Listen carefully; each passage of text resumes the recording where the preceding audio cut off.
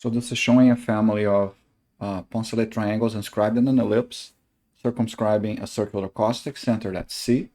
And I'm also showing the loci of centers x2, the barycenter, an ellipse, which is homothetic to the outer ellipse. Then x4, the orthocenter in orange, homothetic to a 90-degree rotated version of the outer ellipse.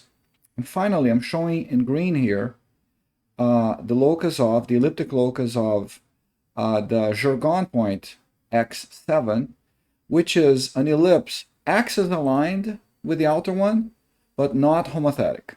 So if I now move C around, the center of the caustic, I can see how these loci vary in shape. You can see here that the homotheity of the x2 locus and the sort of 90-degree homotheity of the x4 locus remain true, whereas x7 has contracted, but if we scale it up a bit, we can see that it is still axis aligned with the outer ellipse. There's no tilt on the axis of x7. So let's explore a few more positions for the center, like so.